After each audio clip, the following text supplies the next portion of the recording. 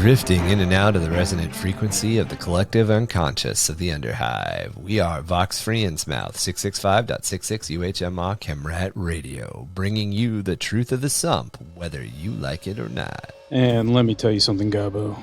We're out here right now, ending this cult war, hunting them deep into the sumps, as much as we can.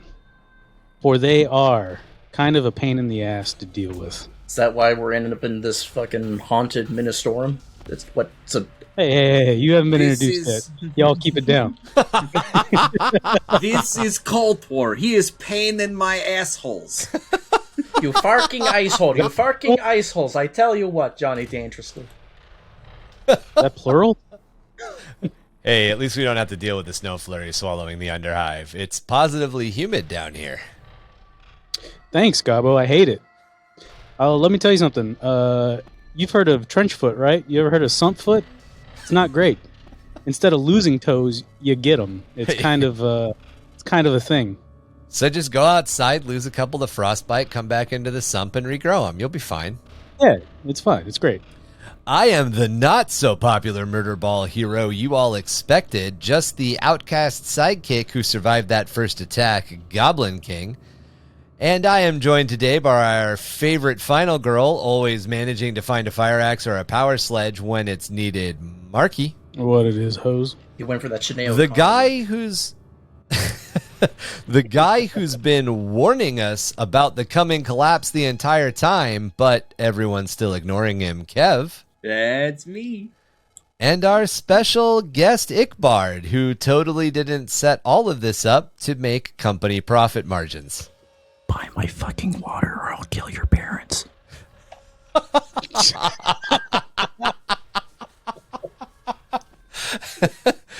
So as you guys may have picked up with our intros, we are diving into some horror content today. What's more horrible than the Nestle company? That's Jesus Christ, man. Did we collectively unconsciously birth that with our Hive lore? It feels like the timeline's about right, which is kind of scary. Wait. Did I miss the invention of 40K Nestle Bottling Company stealing all of our water?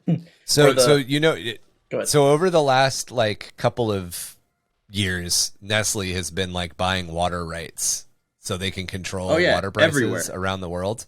And and they over extract everywhere also. Yeah, and we live. Milk too. Yes, they own Lean Cuisine. They own a bunch of shit.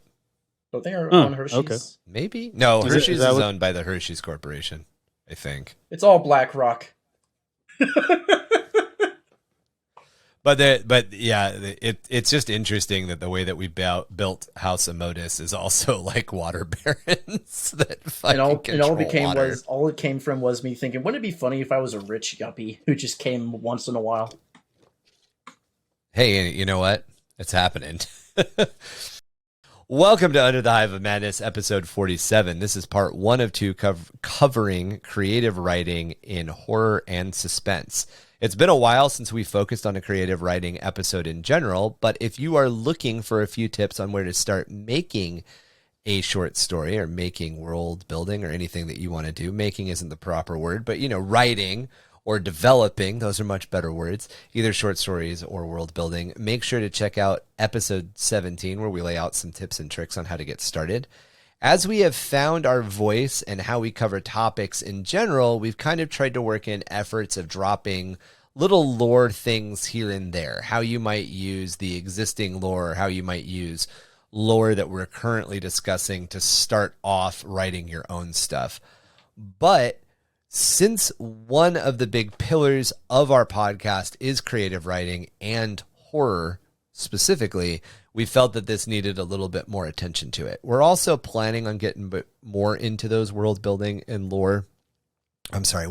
creative writing episodes in general again, because again, this is kind of what we set out to do. We set out to lay down foundation and help people who are interested in learning how to world build and learning how to write. The subgenres of gothic, supernatural, and cosmic horror specifically make up the rich background tapestry of the wider grimdark genre. This episode is designed to help develop tricks to make writing speculative fiction and horror twists much easier.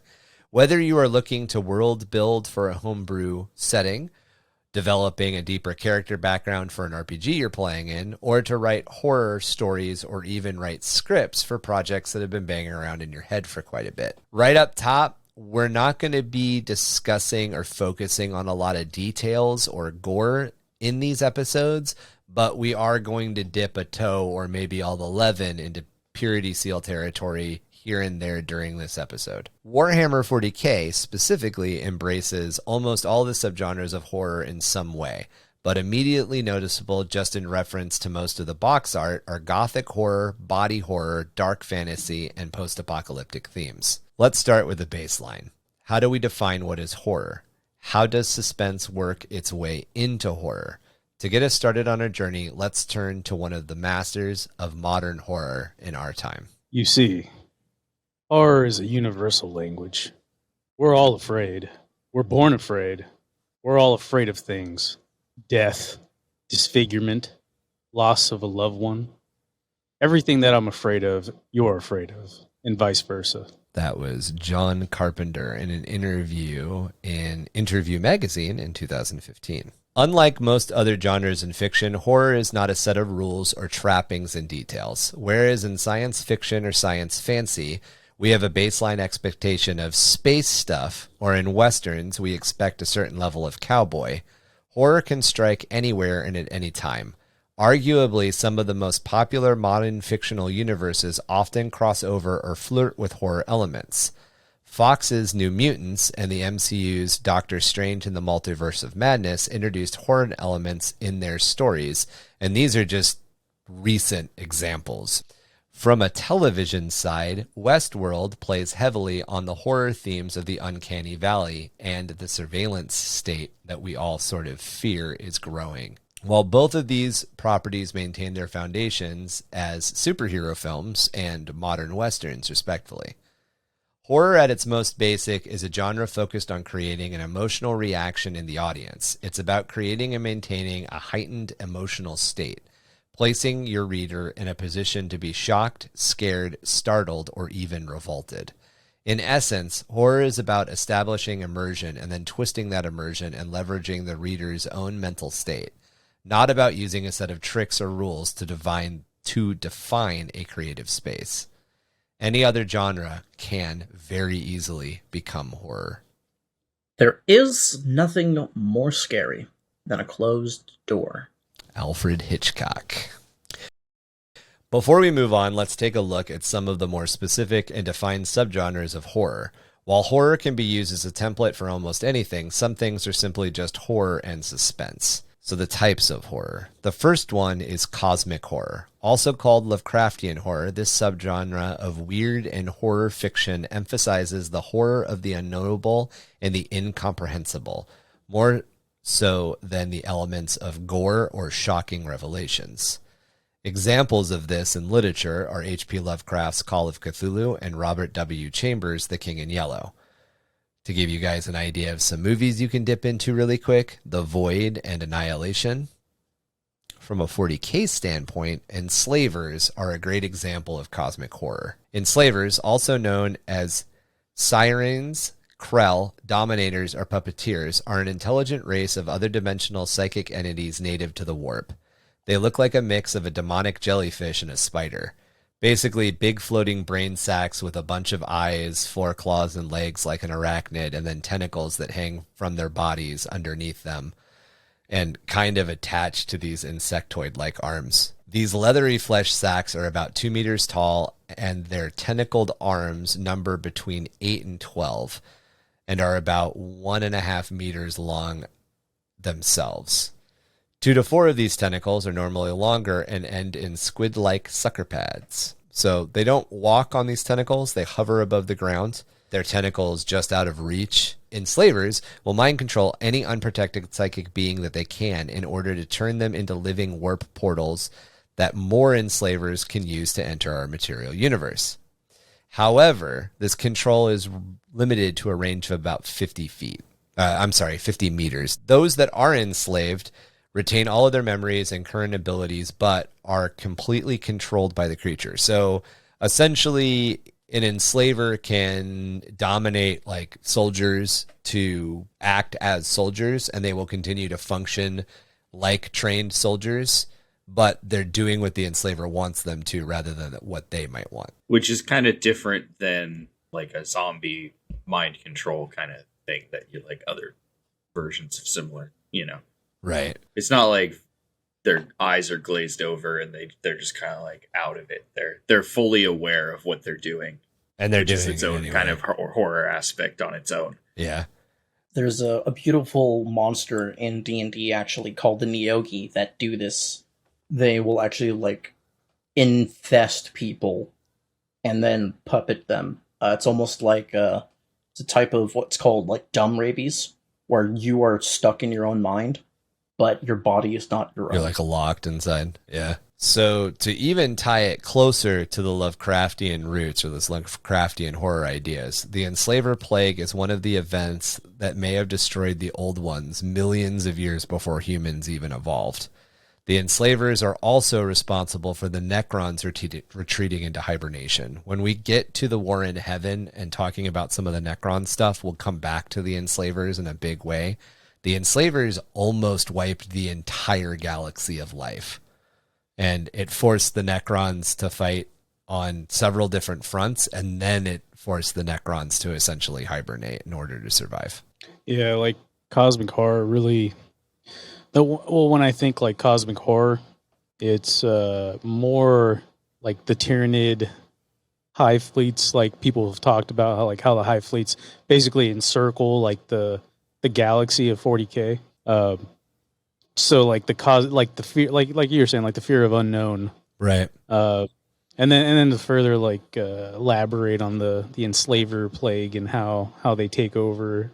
There was a movie called Warm Bodies where essentially people are zombies but are still coherent. Like they basically like zombies, they fall back to like their almost like a primal state of just trying to feed and survive. Essentially, I don't want to say survive. They survive by feeding, but right. Internally they're still like monologuing. They're still themselves, but they're like, oh, I'm hungry. Let me go eat.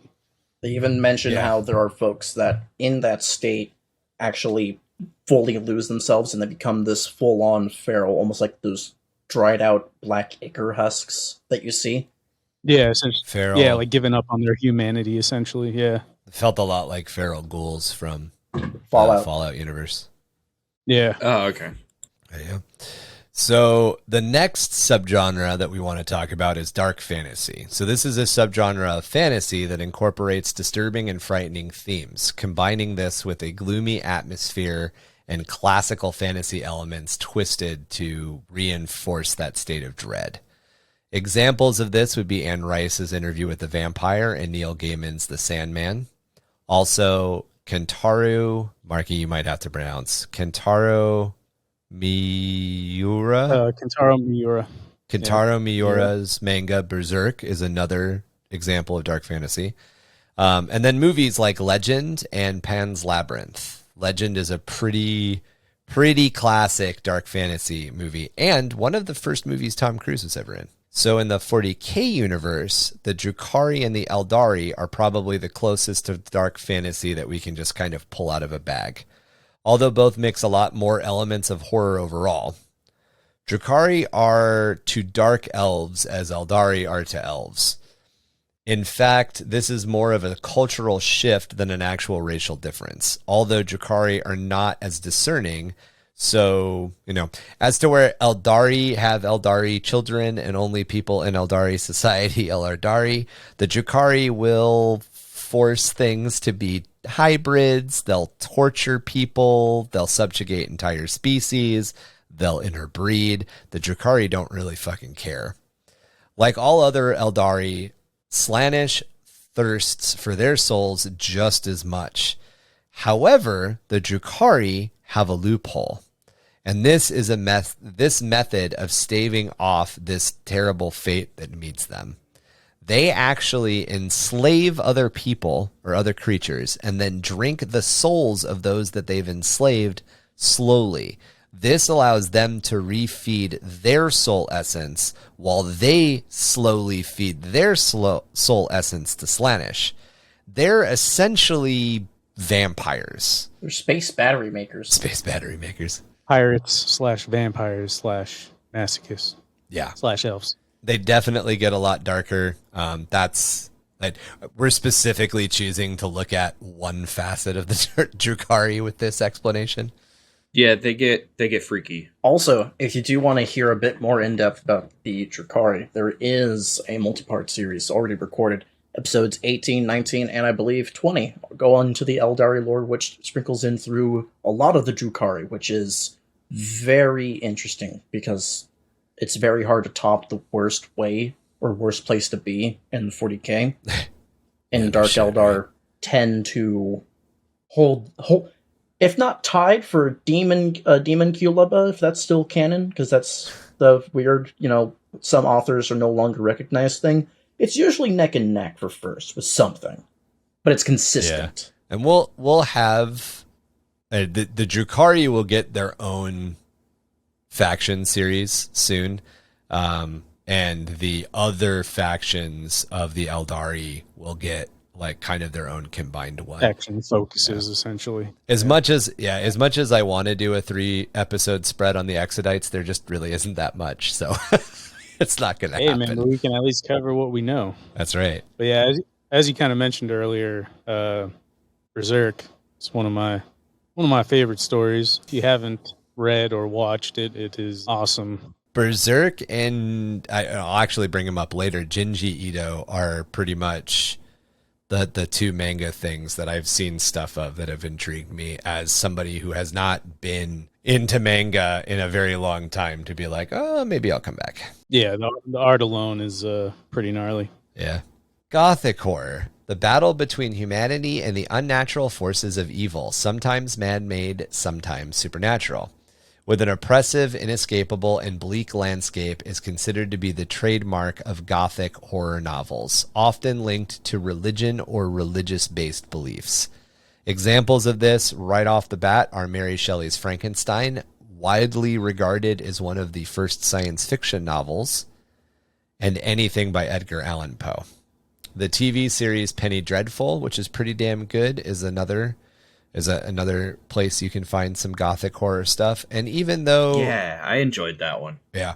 And even though it's a little bit of an update on the Gothic horror subgenre, and we'll talk about it a little bit more in the future, The Haunting of Hill House, The Haunting of Bly Manor, and Midnight Mass by Mike Flanagan are also very, very Gothic horror centric. The Dan Abnett Inquisitor series is split into 3 sets of books, each following another Inquisitor in a chain, while still maintaining a connection between all 3 of these main characters. His third and most recent series focuses on Elizabeth Beta Bequin. Minor spoilers from here on out, by the way. Beta, or Bequin, as she refers to herself most of the time, is a clone of the same Elizabeth Bequin featured as a supporting character in the original Eisenhorn trilogy. Abnett has shifted how he has written each of these trilogies, with the Eisenhorn series playing out a lot like a noir story, the Ravener trilogy playing out a lot more like an action-heavy police procedural, so if you think like CSI Miami with more guns. And the Bequin series, he's specifically chosen to written in the style of Gothic horror. To give you guys a taste of the language of Gothic horror and how it might fit into the 40k universe, I have a quote. Our work smacked of magic, of necromantic dabbling. It reeked of forbidden lore and the ravings of mad heretics and doomed sorcerers. There was no cold science in it, no golden path, no trusted fact or true knowledge. Ravener feared it. He despised it. He knew how seductive it could be, how beguiling, how addictive. He knew how easily it could go wrong, and how badly. He knew that to toy with it was hubris, that to pretend mastery of that which was infinite and masterless was to begin a plunge into the midnight pit of which no one could return. That is Elizabeth Bequin from the first book, Penitent. Dude, I'll tell you what. When I first saw, if you haven't seen it, Haunting on Hill House, or The Haunting of Hill House, That is the first like scary show / movie. So yeah, it's a show. It's a show. Yeah, it's Yeah, like yeah. Just to wonder, you're talking about the newest one, right? Yes, Because that has been remade like 7 times at this point. Really? So there's a Yeah. series on Netflix called The Haunting of Hill House, and if you haven't seen it yet, you should that's watch the it. newest one. Yeah, It's But so good. there was an old one called The Haunting, which was also The Haunting of Hill House. And then there was another one called The Haunting of Hill House. which is a black and white film from back in the day. Yeah. And I've seen both of those. Dude, I haven't jumped from a horror like show or movie almost ever. Yeah, Not that like it's crazy thing. Like I guess I'm just decently at digesting jump scares, but this one fucking got me. oh yeah. The new one, there it is.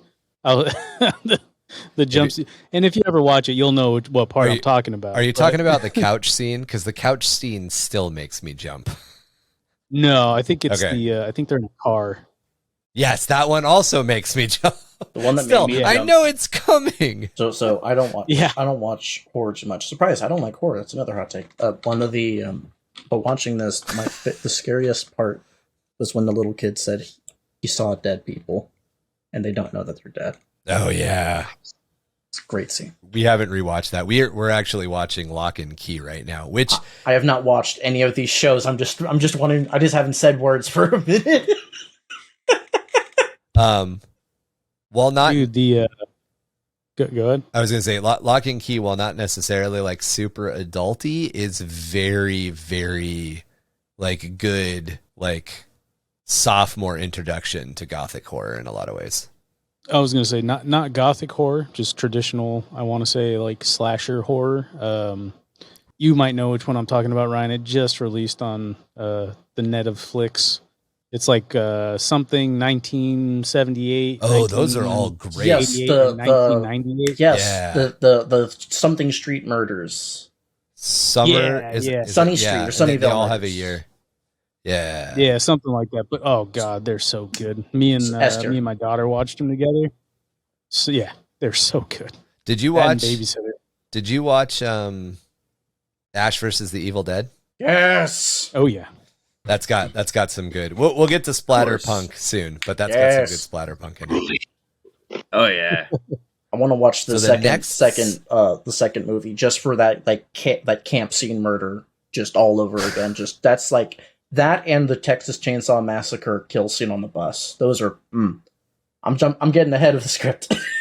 You're getting it. Yeah, you're Right. jumping.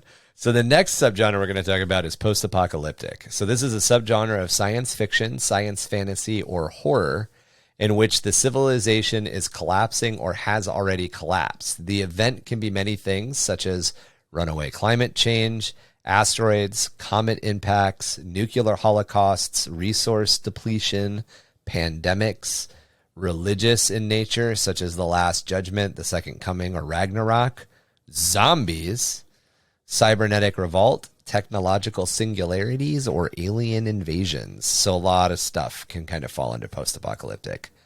The stories usually involve attempts to prevent an apocalyptic event, deal with the impact of the consequences of the event itself, or it may be actually post-apocalyptic. So there isn't an apocalyptic genre and a post-apocalyptic genre. If it deals with the apocalypse, it's just post-apocalyptic. So that means Armageddon is a post-apocalyptic.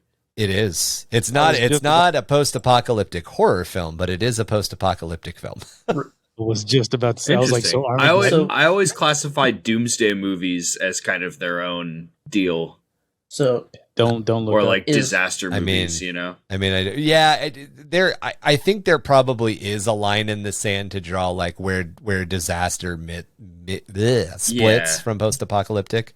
But I mean, like honestly, if somebody's going to use little fucking graham cracker animals on Liv Tyler's stomach, that's the apocalypse. It's over. Just give up. so if we look at like because like Dante's Peak, you know, is clearly Oh. not an apocalypse The movie. grandma. It's a specific to one town location. Right. You know, Right. It's not And- a but it's- world-shattering thing. right? but it does follow a lot of those same disaster movie style, Yeah. which then, yeah, like you said, it does have to be a differentiation. But That acid lake. they do share a lot of themes they blend. Genres are often a blend. Yes. And you just have to draw a line somewhere in the blend. Yeah. What were you going to say, Ick? I was gonna say, if we're gonna talk about like that post-apocalyptic scene, because it's 40K itself is all post-apocalyptic, depending on which viewpoint you look. Like we would say for the main Imperium of Mankind, for everybody but the Tau, post-Horus Heresy would probably be a post-apocalyptic. If we talk about Eldar, we're talking about the Age of Strife. If we're talking about Necrons, we're talking about the War in Heaven. If we're talking about talking about orcs, it's kind of a present current thing. Yeah. And even War of Heaven, because the Kork were better. I was going to say, like, when they shifted from Kork to Orc is probably where it hit. Exactly. So common tropes are these movies are either set during a worldwide collapse itself, such as a zombie movie, or far enough removed that technology has become incredibly scarce or rare. Post-apocalyptic horror is one of the oldest we know of. This is interesting because you guys just kind of brought this up. With various ancient civilizations having apocalyptic stories woven into their histories. The earliest example, well, not the earliest example, but the earliest big example would be the Babylonian Epic of Gilgamesh. Also, the biblical tale of Sodom and Gomorrah. Another thing to kind of point out is that there are a lot of apocalyptic events that have happened in our recorded history. Pompeii would be an apocalyptic event. The Fall of the Bronze Age. Yeah. Could you imagine being near Age. Pompeii?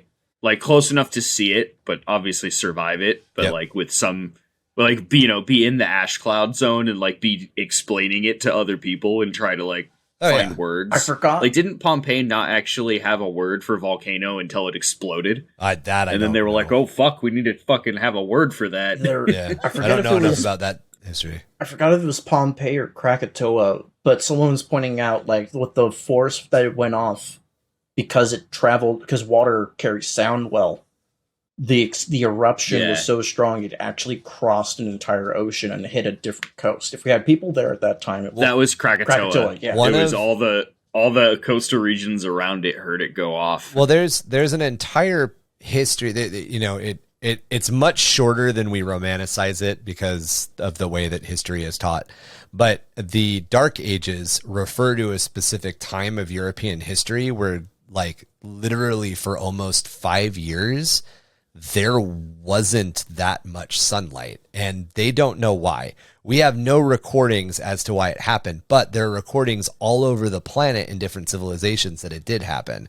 So there's a lot of theory that there was a massive volcanic eruption, and the type of volcanic eruption where the shockwave would have traveled around the world several times over, which did happen with Pompeii. I think there's Pompeii striata that they can look at where they can see this is the first time the shockwave went, this is the second time the shockwave went, this is the third time because they do that core thing where they dig down and get a tube that gives them 10 million years. They do it for icebergs. That's where they get them because they're not touched. Yeah, that's where they're getting this stuff because they can see the shifts. It's some crazy shit. Yeah, they shoot the bear from Coca-Cola and then they get to find out what happened when. It was so cool. So examples of this. No, that bear is totally not aggressive. he's a lover. He brings them a Coke, and then rips their face all off. Do lines together. Listen, man. If that polar bear gave a Pepsi, that would have ended the iceberg problem. Just right there with Kylie Jenner. So examples of this from a literary standpoint are Arthur C. Clarke's Childhood End. And Childhood End, if any of these books are interesting, you guys can ask me a little bit about them. I'm going to bring up Childhood Ends just because I think it's crazy. Aliens show up, psychic children begin to be born, and literally the human race starts to die out. It's not that we die, it's just humans as we know them cease to be because of aliens. It's a very interesting book. Douglas Adams' Hitchhiker's Guide to the Galaxy literally starts with the Earth being destroyed to make way for a hyperspace,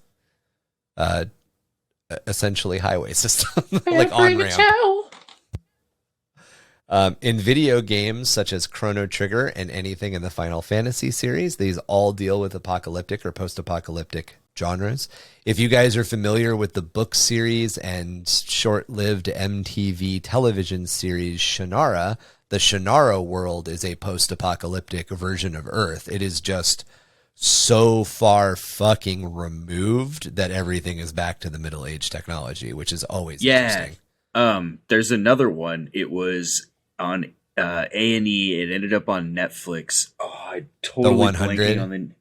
No, it was a kung fu movie. Oh, Into the Badlands. Into the Badlands. Yeah, that one was post-apocalyptic. Yeah, and then like what they thought was ancient mystic voodoo magic kind of thing was like crazy nanites, things like that. It's cool the way they can use, or that even anybody could use the plot lines, because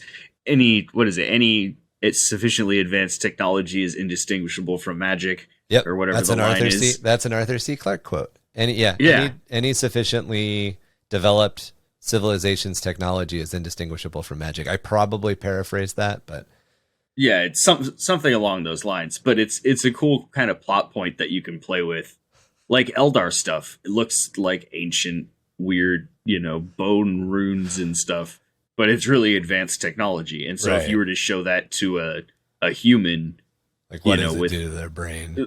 They would be like, it does what? Yeah. It's magic bone thing. Get it away from me. Right. So from a movie standpoint, George Romero's Night of the Living Dead franchise is post-apocalyptic and very, very much starts with this is the apocalypse happening and then progresses forward with the movies into various levels of the apocalypse. And then George Miller's Mad Max franchise. Mad Max franchise is post-apocalyptic because of depletion of resources. Water and fuel have become incredibly scarce, and that caused some unknowable. On a Warhammer 40K standpoint, as we mentioned, pretty much anything, but let's pick on the Death Corps of Krieg for a minute. They're an amazing example of post-apocalyptic horror. They come from a world ravaged by an apocalyptic nuclear event, or several, and their entire way of life has been influenced by the post-apocalyptic environment that they live in. They're no longer born naturally. All the people of Krieg being, and this is a very, very simplistic explanation, essentially lab-grown from clone stock. The entire surface of their world looks like the worst photos of Europe post-World War II. If you guys have ever seen pictures of Dresden post-World War II, just fucking copy-paste that all over a planet and you've got Krieg. It's just a tangled jungle of ruined buildings crisscrossed with hellish trench systems. They even excel at fighting in situations where an apocalyptic event has already hit the world that they're on. So unlimited nuclear or biological warfare, or any of the other fucking things that just exist on Warhammer 40K battlefields. Yeah, and to kind of add to the whole zombie aesthetic that we were talking about before, we're going to go back to an oldie but a goodie, back to what is Mark listening to? There's a book I was listening to called Sepulturum, and it's for the most part, I'm paraphrasing, probably less than that actually, but it's about a father and his daughter. I don't know if it's the plague of unbelief or if it's just a infested planet by Nurgle. I believe it's the plague of unbelief, but it's essentially them making their way through the hive as the plague spreads throughout the hive. It's pretty sweet. That's awesome. I actually almost did the plague of unbelief as the sample, and I'm like, I brought up the plague a bunch of times. I'm going to talk about Krieg. Yeah. I want to bring it also another direction because I am very fucking biased. Third War of Armageddon is an amazing scenario that is pretty much a launching point for several apocalypses, because this is, correct me if I'm wrong, the one where Gazgul has both the orc gods talking to him saying, let's push for the big war. Yes. And if you notice, it has my boys right in the front as taking the most casualties out of it, the Celestial Lions, as they're fighting with the Black Templars. And they are going through their own apocalypse during this entire point, going from 500... they had about 900, 700 Space Marines, and they left with one. Well, and you had mentioned it earlier, and it's a very good point. Like, there are so many different things in the Warhammer 40K universe that fall into post-apocalypse. amazing. What is it? point. The Crimson Fists nuking themselves? Yes, and having to consider it a shame to survive, because Stubbornness of Dorn, they even reference it during the Third War of Armageddon, when Grimaldus and his aspiring chaplain are talking about, do we let them die out, or do we make them suffer shame so they can continue, and no matter what, they are shattered and broken, and that's a perfect apocalyptic kind of scene to set. And like all of the fucking shit that happens in the Badab War, that's essentially like chapters almost getting fucking erased from history. Minotaur looting Lamenters. Space Marine lore and Guard lore are full of apocalyptic stories. I was actually just gonna. I just finished Titanicus, and that book is actually one of the most interesting aspects. Is that it goes back and forth from the apocalypse scale of, oh my god, this is terrifying, and there's nothing I can do to stop it. That's the essence of the apocalypse. Is It's so big that nobody can stop it. It's so massive, so world changing, and that's the power of Titans. And then, but it flips, and then it goes to the view of the Titans, and it's the duality of it all. Is a really well done book for that. That's awesome. Yeah, I'll have to. I want to check that one out at some point. I'm focused though. I'm redoing Gaunt's Ghosts. That's what I'm on now. But I after reading Mechanicus, it was a good follow up to that. Mechanicus is probably my favorite. It might be my second favorite, but it's up there for favorite. Horus Heresy. That's a really well. It's very, very. I didn't even done. realize it was Horus Heresy when I was started it. It's removed. It's removed enough from the general flow of Horus Heresy that it because the Space Marines don't show up until the last 3 or 4 chapters. It feels like. Yeah. All right, guys. So moving on. I just wanted to have an honorable mention there, Ryan. Yeah. So my favorite, what Marky is listening to, okay, is a zombie book called Mountain Man.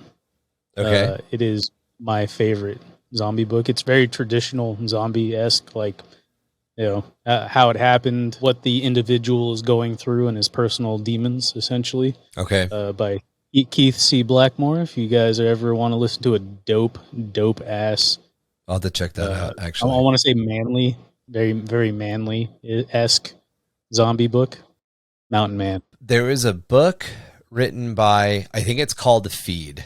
Yeah, it is called Feed, and the book cover, the original book cover, is the Wi-Fi signal, but written in blood. Oh, that's dope. That's dope. And the entire idea was essentially that it was far enough after the zombie apocalypse had happened that people had gone back to normal life, but zombies were still fucking everywhere. That's it right there.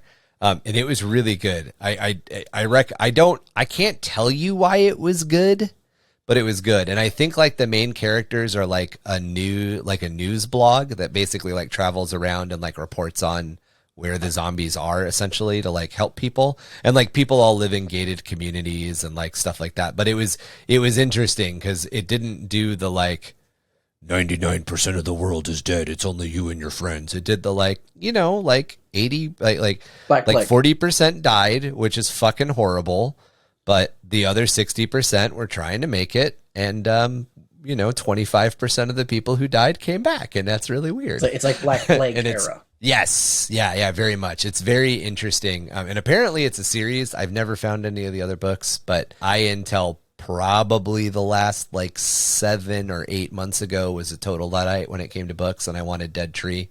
The audio book and everything digital is a pretty new step for me, so I'm going to dig into it again now that we brought it up. Anyway, the post-apocalyptic subgenre is fucking massive. The gothic horror and the post-apocalyptic subgenres are probably the two biggest, realistically. So next, we dip into psychological horror. So psychological horror is a subgenre of horror and psychological fiction focused on the manipulation of mental, emotional, or psychological states to frighten, disturb, or unsettle its audience.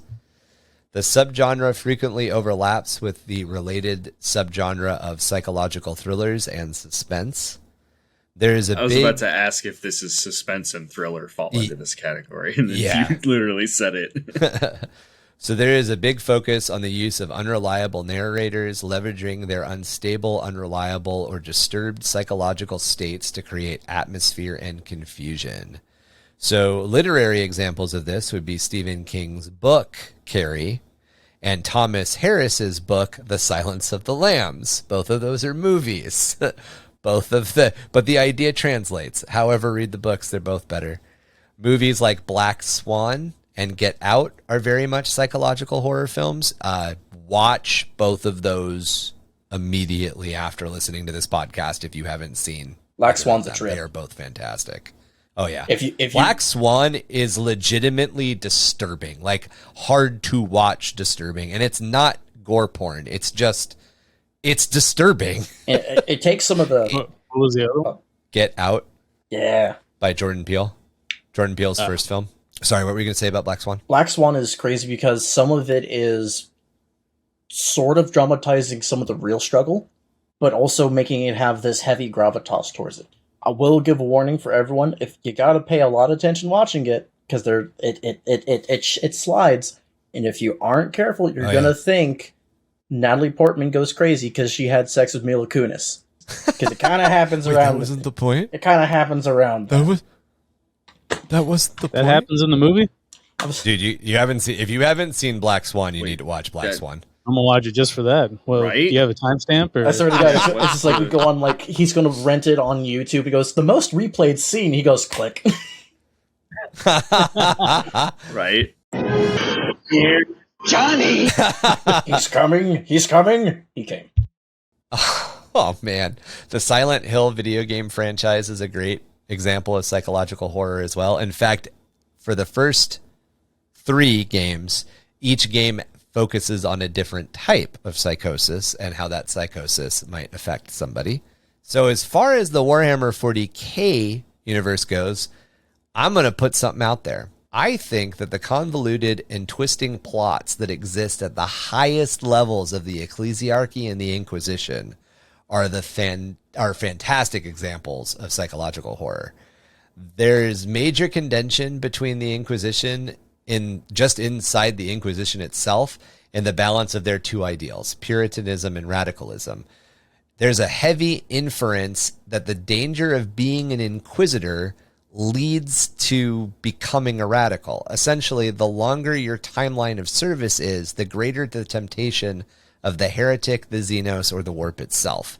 Basically putting forward this idea that from a psychological standpoint, an inquisitor is always going to fall. It's just a matter of time. To be inevitable. Yeah. Because to be a good inquisitor, you have to know your enemy. To know your enemy is to fall to the same dark powers that they utilize. Lest it is the mind too feeble to question. On the other hand, the Ecclesiarchy is always playing around with just trying to get more and more power. In fact, the struggle between the Ecclesiarchy or the Inquisition being the top dog, in air quotes, even though realistically there isn't a struggle, the Inquisition is above the Ecclesiarchy, but that struggle has shaped so much of the post-heresy landscape of the Imperium. And a lot of it is literally just, it's the Ecclesiarchy vying for power and the Inquisition trying to fight them off, or vice versa. You can also say you can make that parallel from that to the Arthur Miller's The Crucible. But instead, the judges are kind of right. And that's the scary part, is there's a reason to trust it because it's actually happening. Yeah. But then you're also giving up so many other things for an inch of ground of truth. And that's the really scary thing about the Inquisition in 40K, is that it's real. Like you just said, it isn't the Inquisition of our history where it's like, okay, these guys were just fucking fanatical weirdos. It's literally like them being fanatical. It's omnipresent. Is the reason that the universe doesn't fall to hell. Literal fucking hell. Yep. So Be done. Everybody will be really familiar with this next one. Body horror. Also known as biological horror, this subgenre of horror intentionally showcases grotesque or physiologically disturbing violations of the human body, manifesting through aberrant sex, mutation, mutilation, zombification, gratuitous violence, disease, and unnatural movements of the body. While some argue this is a new subgenre, it very, very much has its roots in Gothic horror. Examples of this would once again be Mary Shelley's Frankenstein. Frankenstein is very much a body horror creature. He was built from the parts of others. Yeah, H.P. Lovecraft's Reanimator would be another good one. And Franz Kafka's The Metamorphosis, which inspired the film The Fly. The Fly probably being one of the bigger body horror things that everybody knows about. The Mango works of Junji Ito would be body horror as well. Films like the Alien franchise and pretty much anything that David Cronenberg has made. If you guys don't know who Cronenberg is, there are monsters in Ricky Morty. There are monsters in the Rick and Morty television show that are named in tribute of Cronenberg's legacy. They're called Cronenbergs or Cronenbergers or something. They're in the fucking television show as a joke. That's how much impact on body horror this dude had. When you said Ricky Morty. If you guys want Ricky Morty. Yeah, when you said Ricky Morty, made you think, listen, Morty, if you're not first, you're fucking dead. If you guys are keeping track and scoring points on this, we just did a 4-part series on Gene Stealer cults, which are literally fucking fantastic examples of body horror. It rubs the lotion on its skin, or else it gets the hose again. I'm just saying, Body we could have had a better. We could have put in one part if we just did a diagram of me without a shirt on for body horror. You and me both. You and me both. We put a little bit of thick water. This is an audio presentation. I'd have to describe it. That's fine. That's fine. I'll get the thick water. Speaking of, if you guys are interested in seeing some references to what we're talking about, you can join us for just $3 a month on Patreon and get a video version of this podcast. Excellently done. So next we have supernatural horror. This subgenre. I was going to say, if anybody hasn't seen it, if you want a great Warhammer example of all of this, there is a Nurgle-focused episode of Hammer and Bolter, and that is the whole episode is body horror from start to finish. Anything Nurgle is body horror. Oh, and it is brutal. Like, I wasn't expecting it to be that brutal, and that, like, it made me almost uncomfortable. Like, it pushed the boundaries for me on like what I have seen, because like I haven't seen all that many like straight up like horror films. Not like where some dude I don't want to spoil it for people who hasn't seen it, but like where like what happens to the first champion like in the beginning. I haven't. You haven't seen it. Yeah. Oh man, Marky, you've seen it, right? I have not. Nah. How am I the only one who's seen it? Say the proper noun again. Say the proper noun. You keep saying it. We're not talking about fucking Pennywise. I wasn't listening. The Nurgle episode of Hammer. Warhammer Plus. I don't subscribe to the bourgeoisie. Okay. I gave it a long time, and then I'm like, all right, let's see how this is going so far. And now I'm basically out of content. But it was pretty fun to watch. I fell behind. I admit I've paid. I haven't watched anything in like 4 months, and I pay for it. So it's just it's like sometimes so much content, so little time. Well, you should specifically go watch that episode like tonight or something after we record, because you'll love it. It is disgusting. People getting betrayed by dark gods and transformed into grotesques, and oh man, it's great. If you guys have ever, if you're old enough, there you go. If you're old enough to know this reference, if you've ever seen Aeon Flux, there are levels to body horror, but Aeon Flux definitely has a lot of body horror in it as well. Old MTV. I don't even know if it wasn't even really a serialized cartoon. It was like shorts in between music videos. I know I was too young to see it. It's like but an the name OVA evokes only nostalgia. Doesn't mean I didn't see it. There are scenes in the animated Aeon Flux, the animated version is what I'm talking about, where like flies crawl out of people's eyelids, and like at one point to pass like a secret message, one of the chicks licks another chick's eyeball. It's stuff like that. It's very, very viscerally Japanese. disturbing. Yeah, you guys remember? I'm assuming you guys have seen the Love, Death, and Robots. Reminds me a lot of that like the beached giant episode. Yes, that is very much body horror. Yeah. That's a very slow burn body horror, but that is very much body horror. Right. Oh God! So I haven't supernatural watched it, but horror. A beached giant. Think about how like whale carcasses explode when they reach surface tension, and now I'm thinking about a giant. Oh my God! Yep. Yeah, It's pretty brutal. dude, you need to watch Yeah. it. It's a crazy episode. All right, I'll start watching the series. So supernatural horror is next. This is a subgenre that combines the aspects of horror with the supernatural, making it the younger sibling of gothic horror. There is a focus. I'm not doing it. I saw it out of the corner of my eye, and I said, "No, If you want to spend, we are not." if you want to spend $3 a month, you can watch Marky God literally damn it. break into a wheezing fit. I saw Patrick Swayze out of the corner of my eye, and I'm like, "God damn it, Ick!" Good old Patreon content. All right, I feel like so I'm there going is a to be on focus. forever just now as your resource, dude. Oh my God. We got a script, okay? We do? I'm trying, man. I'm trying. I'm losing, but I'm trying. So, supernatural horror. This is a subgenre that combines aspects of horror with the supernatural, making it the younger sibling of gothic horror. There is a focus on supernatural occurrences in a more modern setting, including ghosts, demons, witches, werewolves, vampires, monstrous insects, and all of those other classics I didn't mention. I see dead. This subgenre is mostly separated from gothic horror by its settings where they take place, while it still revolves around similar themes such as the devil or the capital E evil forces.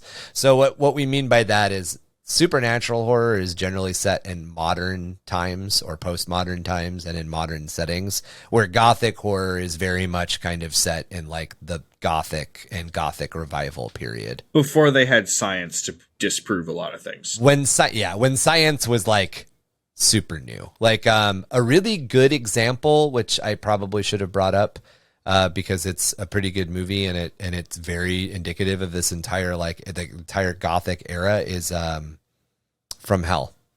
The Johnny Depp, I'm the first forensic scientist and I'm tracking Jack the Ripper.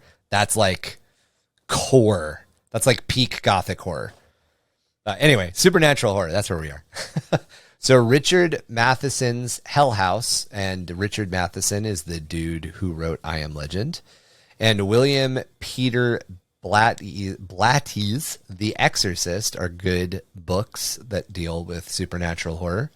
Movies like Poltergeist and The Blair Witch Project, and television shows like Supernatural. So while the warp pretty much fits pretty much every single type of subgenre we've talked about and are going to talk about, I also feel that this is pretty much the strongest core supernatural element in 40K.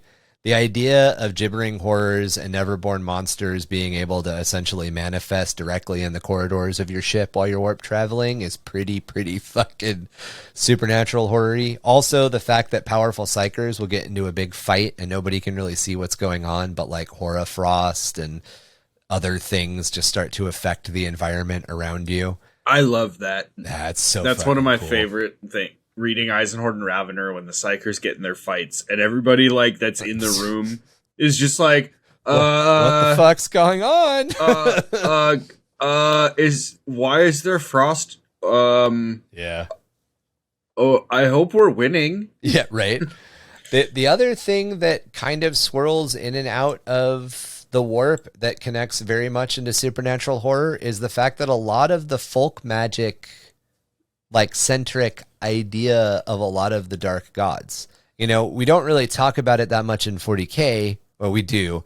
We don't really talk about it a lot when we're talking about big space lasers and giant bolters, but normal people will pray to Nurgle in order to get relief from a disease that's affecting somebody in their family. There's a lot of like folk magic if you want to talk about it.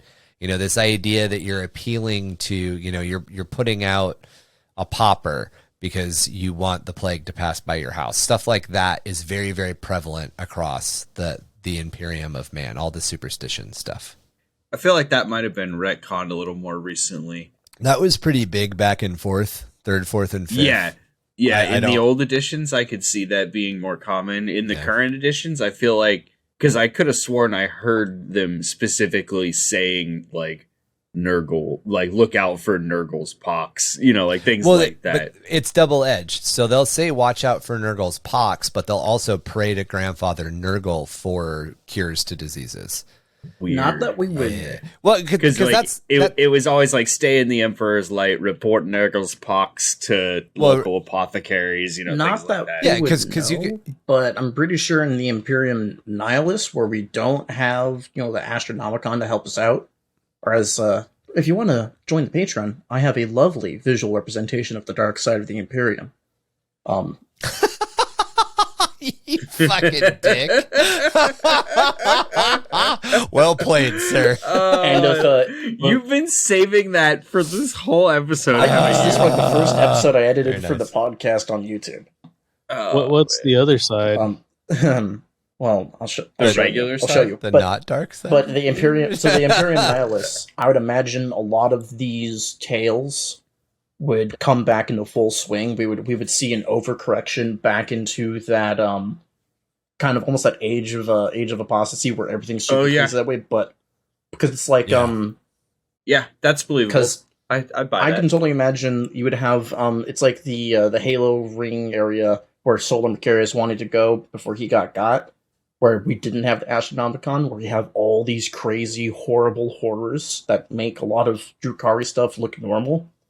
Now that's pretty much the norm for half of the Imperium. So I'd imagine you'd have to go to a very much a brutal, esoteric, fundamental level. Well, the other thing to keep in mind is that the Imperium of Man is very much based on, you know, it's interesting that you brought up the Crucible earlier, because the Imperium of Man is very much based on that like puritanical idea of like the Salem witch trials and the Spanish Inquisition and all that stuff.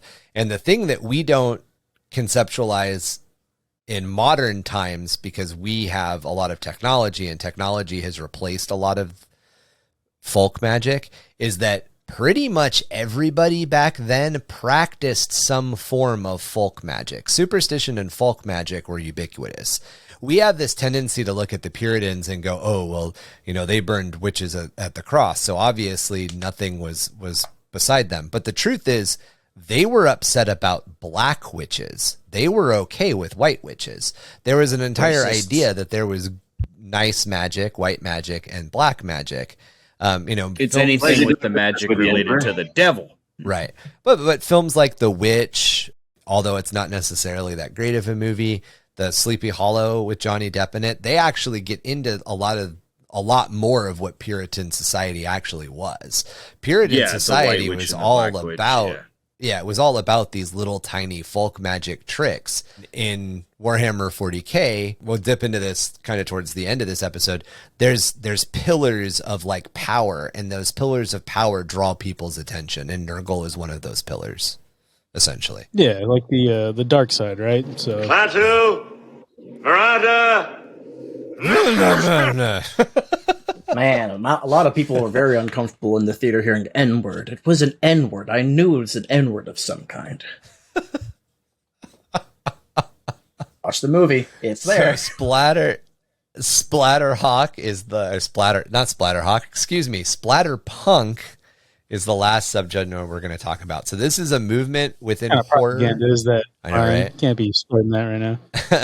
So this is a movement within the horror fiction universe originating in the 1980s. It's distinguished by its graphic, often overly gory, depictions of ultraviolence, counterculture alignment, and disregard for normal limitations. This is also related to the sexploitation subgenre that was popularized by Troma. If you guys are wondering who Troma is, they made The Toxic Avenger and Cannibal the Musical. And it's characterized by graphically described scenes of extremely gory nature. Would you say that like the more violent animes lean on this? Yeah, style? so Splatterpunk kind of evolved out by the mid 1990s, and it was replaced with something, and we'll talk about that here in a second. But like, if it was on Rotten.com or if it was on Motherless or something like that, that was totally splatterpunk. All of that, like Tokyo Gore. Did you just fucking Tokyo bring Gore up Police is Motherless actually one of in the this lists. Christian I Minecraft did. server? This Christian Minecraft server? Jesus. How under the Hive of Madness has fallen. So, We were examples. supposed to have a purity seal somewhere in here. There is a purity. I already said it. We said I it said right in the purity beginning. seal right up top. Right off the bat. Does this face look like it needs a purity seal, gentlemen? Yes. That face looked like it needed a purity seal before whatever happened. It needed a purity seal and some dentine ice. So, examples of this from a literary standpoint are Michael Shea's The Autopsy, which goes into incredibly graphic detail about, guess what, an autopsy, and Philip Nutman's Cities of Night. Movies like Brain Dead by our boy Peter Jackson, you know, the guy that made Hobbit films. You should watch his horror films. They are way different. And the infamous mockumentary Cannibal Holocaust. By the way, fun little tip here, fun little aside here, historical fact. The producers of Cannibal Holocaust were actually arrested and put on trial because the murders in the film look so fucking real. And they still do. So splatterpunk has been relabeled as torture porn. So if you're wondering why we don't talk about splatterpunk or why splatterpunk really isn't brought up anymore, it still is. It's torture porn. The Saw films, the Hostel films, all that stuff is essentially splatterpunk. Splatterpunk is the older and rougher brother of the slasher subgenre. So all of the Friday the 13th movies and stuff like that are also like the younger sibling of the splatterpunk genre. How is splatterpunk 40K? Chain fucking weapons. I don't really feel I need to go into any. The fact that you can fucking tear a dude in half with a chain axe is pretty splatterpunk. Yeah, Space Marine and the chainsword. It's always a good time.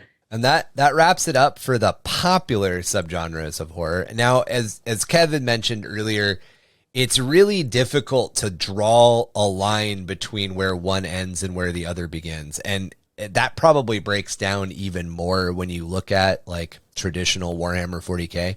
Warhammer 40K is very much a miasmic mix of all this stuff. Every single example we brought up can fit every single one of these categories if you apply a little bit of attention. Yeah, like we talked about torture porn. James Wan in the Saw movies was essentially he caused the big push, the big tilt into horror porn. Without him, we wouldn't have a lot of we wouldn't have Hostel or the way Hostel also became. And Hostel was brutal, dude. And so, but we have these, or it's like, Would You Rather? Was it what it was, like the Netflix one in 2016? You know the one I'm talking about? Right. Yeah, that one. Yeah. So good, but so depressing. You take a Xanax before you watch that one. Take a Zoloft, like double dose. But even then, when he made his newest film, Malignant, James Wan, that pulls our splatterpunk torture porn. It makes fun of it, it flips it on its head, it turns it into supernatural, and it turns it into body horror, all wrapped up in one. And if you haven't seen the film, first off, I wouldn't necessarily recommend it. It's kind of a convoluted plot and it's got a lot of holes in it. However, there is a combat sequence, I will call it, towards the end of the film that is 100% what I imagine a fucking like cornate demon or demonette being unleashed on a bunch of humans would look like. Oh, like it is 100. The entire sequence, I'm like, oh, this is 40K as fuck. I'm imagining it's like one of the penitent, like the penitent engine, like endurant guys, where they have autoflagellants. Yeah, the arcoflagellants. Just imagine arcoflagellant, but he had to go fisticuffs, so he only takes longer to kill you. Yeah, except when he throws a chair, I guess, across. You double wide no scopes with that chair, though. Yeah, dude, that entire sequence, watching the last, it really is one of the last action sequences of that film is worth it, 100%. Of course. James Wan, by the way, has introduced some incredibly amazing films. And there's a bunch of films that I didn't bring up. The Conjuring series is really good and dips into a lot of the stuff that we talked about. It's one of my favorites. Midsommar definitely hits a lot of beats. It's just one of there's so many different examples to bring up. But I mean, horror is just, it's a very interesting genre. I'm going to get us back on track here. We're going to talk about how to write, and we're going to prime you guys for talking about how to write. So before we jump into our tips, which will be the focus of our next episode, we wanted to round out this episode talking about the foundations of fear.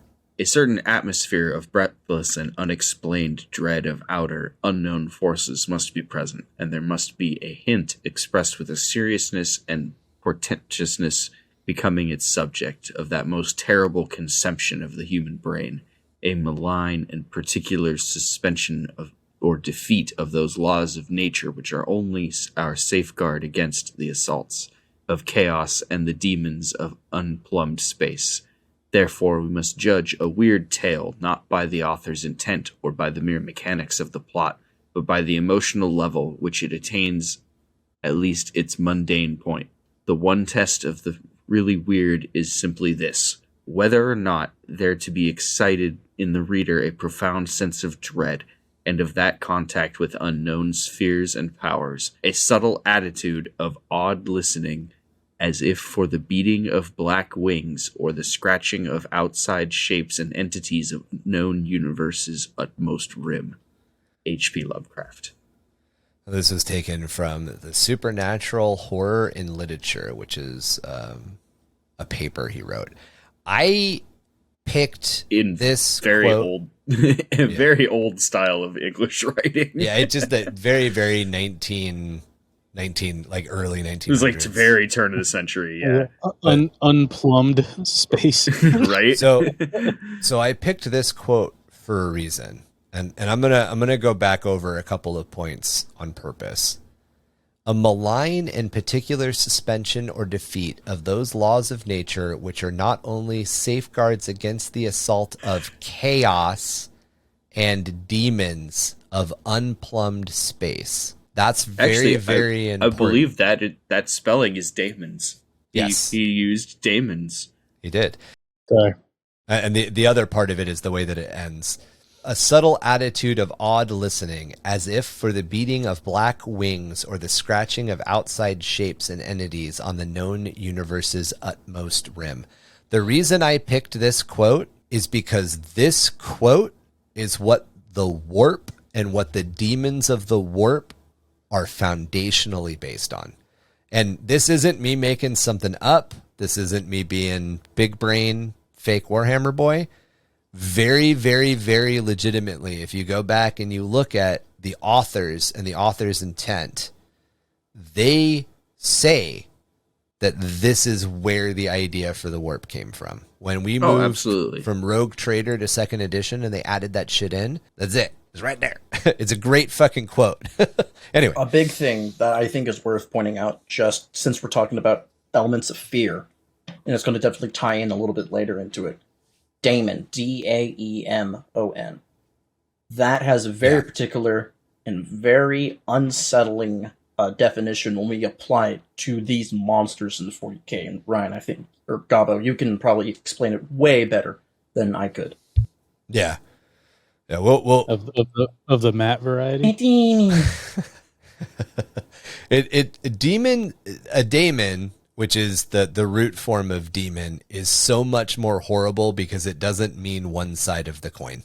It means both sides of the coin. Westernized culture has a very interesting perception of celestial power, which I think would actually horrify us if we stripped off of all of the cute, sexy girls with wings crap, if you want to put it that way. If you strip the succubus out of the demon? Not crap. No, I mean angels. Angels are a horrifying fucking concept. They're not. Like, they really are. Yeah, definitely. You put them. Matt Damon. There was a. I'm sorry. Have you Your guys seen the fault. video of like a rendering of like how people would perceive real angels? Wow. I've Yeah. seen Sketches of like, this is how an angel is actually described in the Bible. Oh yeah. Yeah, I think in the Bible it actually says like when an angel like was meeting a person, it was like do not be afraid. Essentially, Yeah. And as it was saying it, it looked fucking terrifying. That's why I had to. yeah, exactly. So it's like exactly like puts it in context. Essentially, of like you see that and it tells you do not be afraid after you've already shit your pants. It's Yeah. just like it's It's not a classic Greek statue wearing a toga with wings. That whole concept that we currently have literally comes out of early Christianity stealing the past religion's iconography of gods and templating it onto. I'm gonna let that it's more- slide so I can do my own heresy. The way that the way they describe the angels is the way I think about Zinch or Zinchian type demons. None of this. Oh, 100%. None of this. They look basically like everyone else. Zinchian is change. It is eternal. It is shifting. I want something non-Euclidean. I want something that makes me think that should not make sense. And the way that they describe those.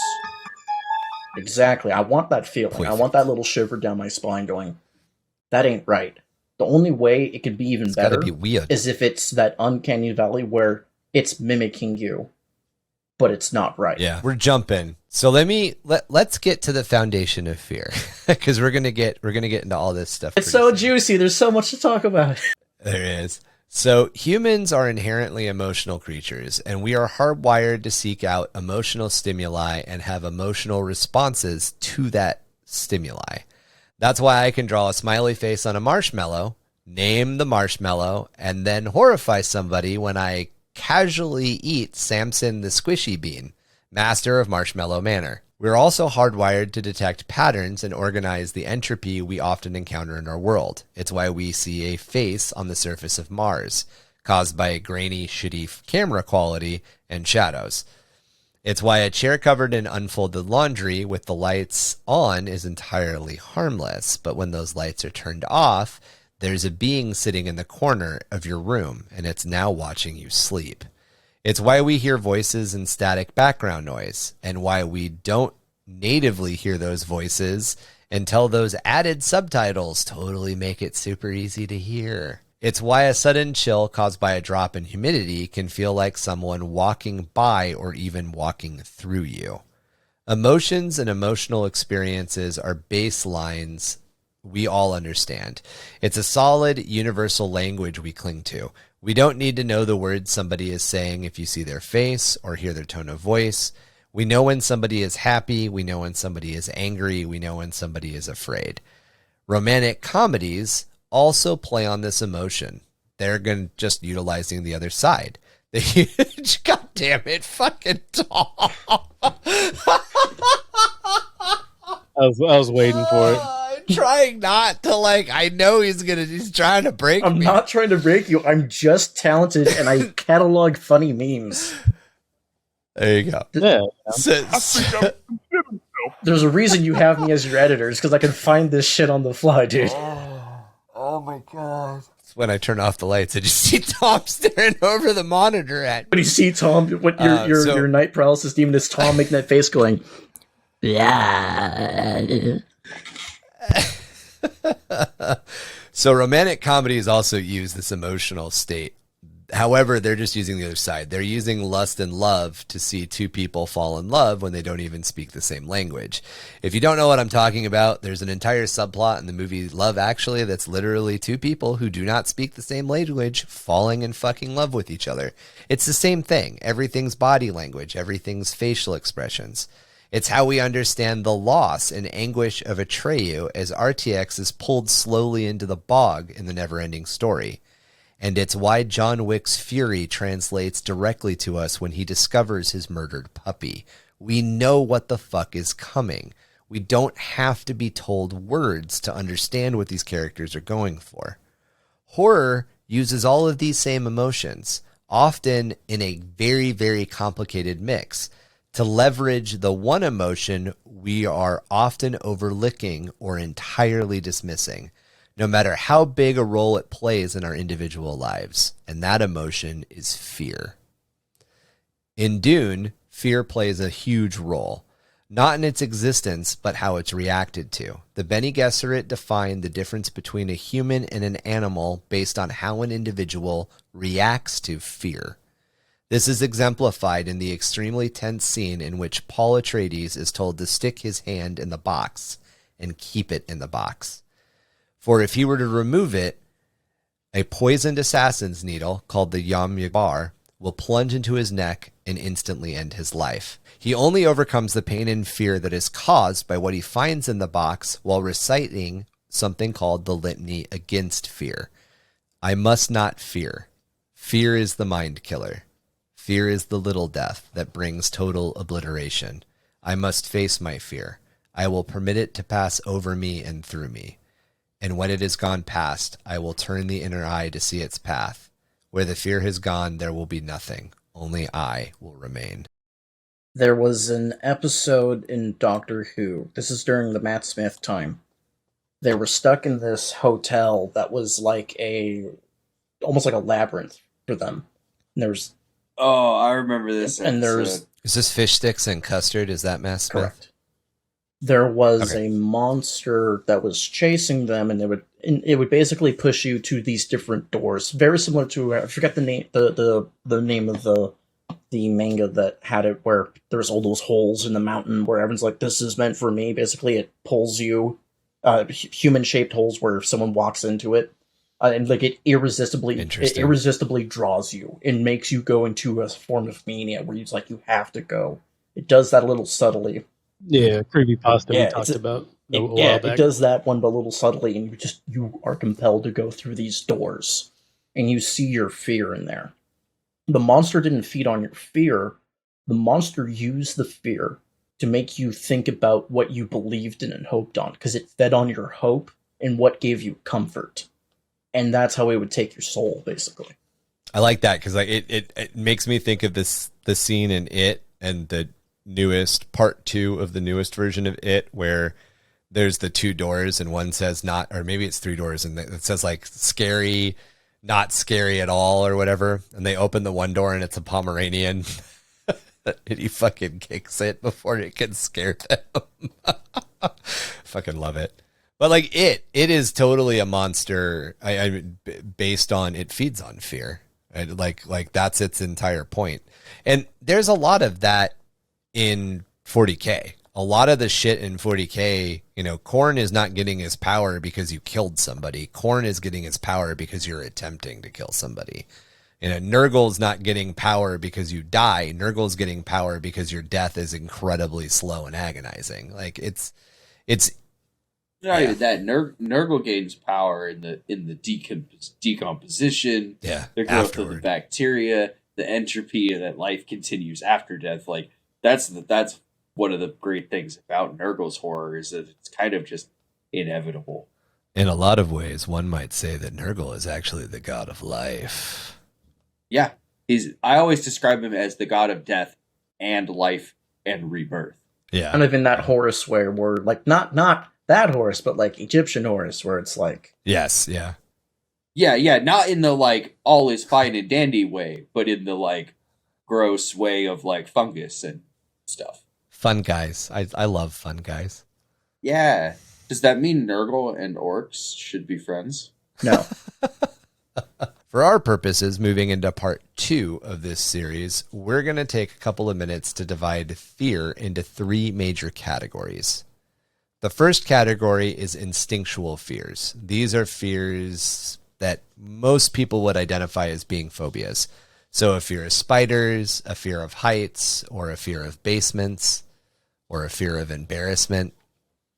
These are fears that we largely seem to have as a gut reaction to something, and while they can still be extreme and even debilitating, they are often more like a symptom of fear, not the underlying cause. Most instinctual fears fit seamlessly into the Warhammer 40K universe. However, Death Worlds specifically are a great example of the dual reality of instinctual fear. The giant spiders in the forest cause instinctual fear or a phobia in the entire populace. None of them like spiders. However, this is because those spiders bring apart a painful and debilitating death. You're reacting to the symptom of fear. You're reacting to this outward expression. But the disease of fear, the cause of fear, is death. I'm not afraid of falling. I'm afraid of what happens afterwards. That great quote from fucking what's it called? Jamie Foxx and Tom Cruise. It's called being the leader of Scientology. So Tom Cruise is a hitman in a movie. He hires Jamie Foxx, who's a taxi driver, and Jamie Foxx drives him around all these different murders he's going to commit. And the first murder, Tom Cruise goes up and he shoots this dude like 3 or 4 times in the chest, and then he falls out. It's called Collateral. Collateral. Collateral is the name of the movie. So in Collateral, the very first kill that's made, we see it from Jamie Foxx's perspective, where he's outside his taxi cab, and this dude like comes out of a window backwards and falls and hits the ground. And then, Tom Cruise comes back down to the cab, and Jamie Foxx is like, "What the fuck? Did you kill that guy?" And Tom Cruise goes, "No, the bullets in the fall killed him." Yeah, it's like this. It's one of my favorite. The way that he delivers it is it's cold as ice, as only a man in the Church of Scientology could do. It's so because he's a manlet. That's all that rage. The next category of fear we're going to talk about are uncanny fears.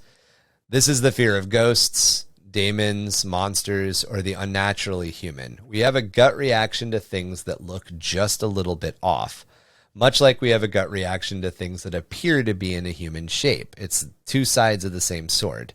The lamp in the corner of the room looks enough like a person in the dark that we see it as a human-like threat.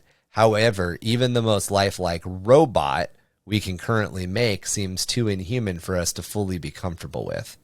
Servitors are a great way to play with this sort of uncanny fear in Warhammer 40k, as they once were fully human, but have been reduced to shallow parodies of humanity, often grotesquely twisted to serve some menial label purpose. They are humans reduced to machines and treated as worse than such. To a lesser extent, machine spirits also play with this idea. A personality being forced through a subroutine of a tank or a knight are daunting experiences when they're first encountered. And in fact, in both cases, there are tanks and knights, machine spirits, who have fucking erased and taken over humans. Yep. Best part is Titans do it frequently. Possessed Spartan land raiders had old targeting systems that completely malfunctioned, so they have these basically ghost tanks that go around and kill everything because they don't need to be manned by anyone.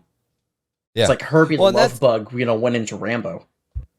And that's the thing. The Men of Iron are such a weird concept because a lot of times, like, we think about the Men of Iron as being like, that's the Terminator, that's the AI machine that they're not supposed to build anymore. And I don't think we give a lot of credence to the fact that machine spirits are essentially AI. They really are. There's something else about the Men of Iron that made them worse, and I will play with that as we move forward. So in both cases, this representation, this thing that we're talking about, really shows the potential loss of self, whether or not it's a machine spirit or whether or not it's a robot that looks too human. The whole idea is that this thing is erasing our identity as being human. It's erasing what it means for us to exist. And that's scary. The other side of this horror in the 40k sense are the Necrons, who also represent the loss of self-identity even more. But they also represent the horror of the unending or unkillable inevitability of a thinking war machine. They won't give up. They'll just advance step by horrible step. So existential fears. This is our third category. And these aren't categories next to each other. Think of these as being tiered categories. We are now at the top of the pyramid. That's how I think. Existential fears sit at the top, uncanny fears sit in the middle, and instinctual fears sit at the bottom. Instinctual fears are the lowest symptom. Existential fears are the largest cause. So existential fears in general, these are fears of the unknown or the unknowable. Fear of the dark, fear of deep water, fear of being watched or hunted. These fears are often the underlying core of everything that fits into the other two categories. We fear those other things because they are, in some basic foundational way, the fears of what lies beyond them. So we're not fearing the spider. We're fearing the fact that the spider's bite could kill us. We're not fearing falling or heights. We're fearing the fact that falling might kill us. While all of these play a role in writing horror and creating suspense, most of the time instinctual fears and uncanny fears are just reactions or reflections of existential fears. Both are great tools to use, and good horror and suspense layer all three of these together to push the emotional boundary of the audience. But it's often more important to know why a spider is creepy, as it's more useful to drive a narrative with deeper existential themes. To quote, "The oldest and strongest emotion of mankind is fear, and the oldest and strongest kind of fear is fear of the unknown." This is another H.P. Lovecraft quote from that same supernatural horror in literature. Literature and culture are filled with pantheons designed to exemplify these dreads we fear. A great place to start is the Four Horsemen of the Apocalypse, as they are defined as the white horse, the archenemy or antichrist, and in most other cases, pestilence. The red horse, war. The black horse, famine. The pale horse, death. These avatars are societal fears. Disease and pestilence have ravaged and reset civilization countless times in our own history. War shatters everybody's reality, claims the lives of our loved ones, and often expresses the most violent horrors humans are capable of. Famine, not having enough food, and of course death, a representation of a transformation or transition into an unknown space or level of existence, or the absence of that transition. The concept of daemons, divine and supernatural beings between that of a god and humans, have also been used as avatars of basic and existential fears, including their adaptation into the Christian lexicon of demons and devils, and angels. To continue with this theme, the Catholic Church, sometime in the 4th century AD, adopted a Greco-Roman pre-Christian tradition in the form of the 7 deadly sins, 7 pleasures that could be taken to extremes, each of which contain an aspect of fear themselves. If you want a very, very good representation of that concept, watch the movie Seven. H.P. Lovecraft hazily defined an unknowable pantheon of elder beings, or gods, each of which exemplified some aspect of fear themselves. However, for a concrete example and something much more recent, I'd like to turn to another podcast, the Magnus Archive. This is an audio drama podcast. It's very, very good. They explore the idea of 13 entities known as the fears. I think in a lot of ways, these fears encompass everything that makes up the baseline of what most of us find unsettling at our core levels today. The first one is the buried. This is the fear of suffocation, drowning, small spaces, and confinement. Next is the corruption, fear of disease, filth, rot, bugs, and decay. The dark, the primal fear of the dark, or what lies just beyond our sight and understanding. Next comes the desolation, the fear of pain, loss, and destruction, especially that which seems senseless. Then there's the end, the fear of death, uncaring and inevitable in its advance. The eye, fear of being watched, exposed, followed, as well as the unquenchable madness of needing to know everything. The flesh, this is the fear of becoming not much more than the meat and bones that we eat. This is a fear actually born from animals, but passed to humans as we see the slaughter that we visit upon them for the consumption of food. Then comes the hunt, the animalistic fear of being chased or hunted, the primal fear humans still have that at some point in our past we were in fact prey, and maybe it's only a matter of time before we will be again. The lonely, fear of isolation, disconnection, being utterly alone. I would expand this fear into that we might not be alone in the galaxy, and maybe even the scarier concept of the fact that we might actually be. The slaughter, fear of pure, unpredictable, and unmotivated violence. as well as the pain of sudden and random events. The spiral, fear of madness, that the world is not what you think it is, that your mind has been lying to you as it becomes unhinged.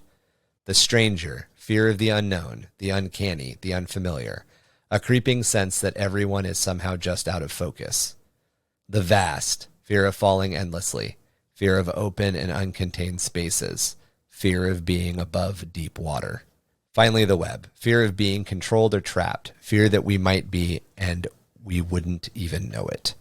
I think those sum up most existential fears pretty well.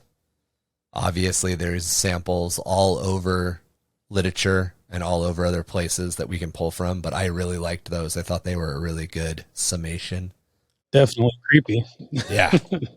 I feel like this is one of those things where you could pick almost like a Mad Lib generator, and you get like three of them, and you can write any of them put together. You can then go, this is the story I'm going to write.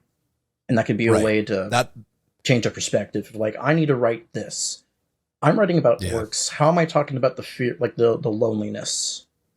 Oh, right. Then it gives you that inspiration to turn it on its head, to bring back the writing tips. And we're going to get into tips specifically for writing a horror short story, but horror is so based in like tweaking people's emotions that you've got to kind of have like a overall map of where to start. You know, when we talked about where to start with writing, we just introduced tips because, you know, blank page, just get stuff down. Now we're kind of introducing like a major concept. You know, when we get into writing, when we talk about writing in noir universes, or we talk about world building with like economies and stuff, we'll have to touch back on some of these foundational things before we jump in. But exactly what you're saying is like, these are, if you roll a die and pick one, you're good to go. And you know what? If those don't work for you, and maybe they shouldn't, because this is Warhammer 40K you're trying to write for, or maybe this is Warhammer 40K you're trying to write for, I figured that we could probably come up with a pretty good list of our own. So Warhammer 40K was heavily influenced by Milton's Paradise Lost, an epic poem about the fall of Lucifer and the works of H.P. Lovecraft and other great Lovecraftian authors that wrote in the same mythos. In the case of Paradise Lost, most of what we culturally accept about the fight of good versus evil was defined in its pages. The parallels that we can make between God and his favored angel Lucifer, who will fall from grace, taking half of the choir of angels with him, and the emperor and his favored son Horus, who will fall from grace and take half of the legions with him, is an incredibly easy correlation to make. Not to mention the temptations and manipulations we have come to accept as westernized beliefs that actually stem directly from the work of Paradise Lost. A lot of the things that we accept as just like beliefs come from a lot of these like classical, and like when I say classical, I mean classical era works of fiction that surrounded the church rather than things that the church actually wrote. The works of Lovecraft, in contrast, deal with the unknowable and even unfathomable. For if man can think and dream of ideas they can make into reality, what was it that dreamt of mankind and made them into reality? If the universe is so big and seems so empty, is it not the same as an ant viewing a park, which in their perspective seems so vast, yet it is incalculably empty? How are those perceptions shattered when a human foot crushes down into an anthill? A human foot that holds no malice in any action and may not have even know that it committed the action. Simply a greater force that shattered the entire concept of the ant colony's existence, arbitrarily. Carl Sagan, the famous physicist, laid out a metaphor for looking at the age of the universe, as the true age is something that our minds basically just can't process or grasp. If we looked at the entire age of the universe as being a single calendar year, and then assumed that it was 11:59 p.m. on December 31st, humanity arrived at the party exactly 8 minutes ago. Lovecraftian horror's burden is what happened before that, during those preceding 364 days, 23 hours, and 51 minutes. Who else arrived at the party? Where did they go? And are they still actually here? I can actually add on something even more terrifying to that. I don't have the links to it now, but they were talking about finding and carbon dating actual like Homo sapien fossils dating back to 300,000 years old instead of 100,000 years old. So now, if we're going to triple our time span into that whole metaphor for humanity, one thing we could wonder is, in that 200,000 years that we haven't really touched, who did we avoid and who did we leave behind? Yeah, exactly. What do we not know about because we just don't have any resources? The whole idea, and you know, it's so difficult to think about numbers this big. It really is, and that's why I thought that Carl Sagan's breakdown was interesting, and it's very cool. You can find it, you know, look up Carl Sagan's explanation of the lifespan of the universe or something on YouTube, and it'll actually go through it. Like, it talks about Carl how, like, Sagan's great. Yeah. It talks about how, like, our solar system arrived on the scene on April 16th and Earth didn't come into being until like May 2nd. Like, it breaks it down in a way that makes it manageable. But like, if the Big Bang was January 1st and it was, you know, December 31st, like, humans showed up 8 minutes. Like that's the scale. There has been more time without humanity than we have been around to record time, essentially. And what Lovecraft plays with and what the Warp plays with, what 40K plays with is, well, what the fuck came before all of that? What existed before existence? Some of the most famous writers for fantasy, because this is a kissing cousin for it, because you can transplant horror so well, because it's fiction at the end of the day. Yeah. Yeah. You have, what is your civilization beforehand? What relics are there? How alien is that? In the Arduin campaign universe that was made during the D&D Basic Expert era, AD&D by a man named by Arduin, he took all these sci-fi Spelljammer-esque, before Spelljammer was a thing, and threw it into this fantasy world where it became a very dirty techno-punk, what Rogue Trader originally was. Right. This is a whole other episode, and you know, let us know, guys, if you're interested in us dipping into different worlds lore, like D&D lore and all that. We would love to take like a side quest. There's D&D worlds that actually, I think Greyhawk is technically a post-apocalyptic world. Greyhawk takes place like in the seventh like era or whatever. It's the seventh era after, and modern humanity is like the fourth era in its timeline cosmology. Greyhawk. Like Shadowrun does the same thing. There was the third world, and technically we live in the fifth world, and Shadowrun takes place in the sixth world. But every time the world changes, magic either phases in or out of reality again, and that plays Mary Hobb with everything. Greyhawk, Forgotten Realms, they both touch that post-apocalyptic world, and it touches on that basis, that root exploration and aloneness that you have when you take on those core themes like man versus nature. And it eventually becomes man versus God, especially with 40K. Those are a great touchdown. So, legitimately, if people want to see that, they think it might be too off-put for 40K to D&D, but no, they follow the same stepping stones. The history rhymes; it doesn't repeat. Yeah, and if you want, the wheel is always spinning. That only matters to the people on the outside. The wheel in the sky keeps on turning. Nice. I'm going to drag us back. So the influence that everything we just talked about had, the concepts we just covered had on the warp and the four main chaos gods is readily apparent. With the concept of all life, not just human life, having fed an unknowable realm with its emotions, a realm humanity now needs to use. A realm that is even more dangerous because of its age and its very unknowability. The existential fear of the Warhammer 40K universe might very well establish their own pantheon of greater deities. I'm going to lay these out, just like the Magnus Archive. We're going to start with the Emperor and the Imperium of Man as a whole, being the avatar of war. Then we've got Khorne, the avatar of slaughter. I think these are very different concepts. War is organized. War has a purpose. Slaughter isn't. Slaughter is wanton. Then we have Nurgle, a very direct correlation to the corruption. Rot, bugs, decay, all that great stuff. Then we have Zinch, manipulation and control, or the loss of control.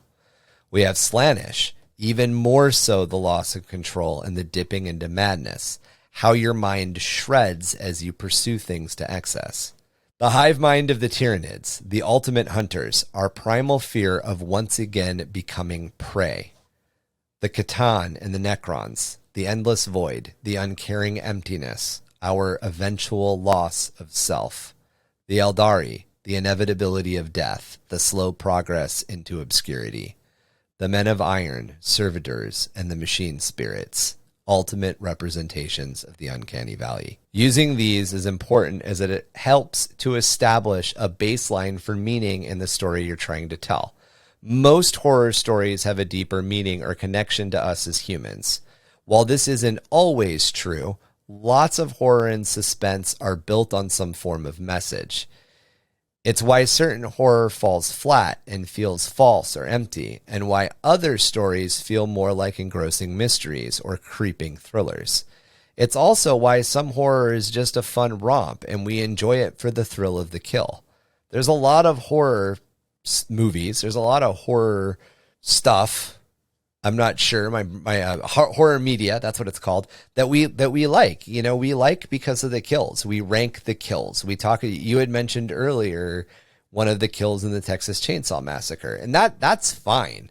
That's absolutely fine if you're looking at it from that point of view. Like the whole scene in Malignant I'm talking about, that scene is awesome because of the kills. It's not awesome because of the point, because that movie isn't making a point. Other than apparently that we're too addicted to horror movies. Very meta.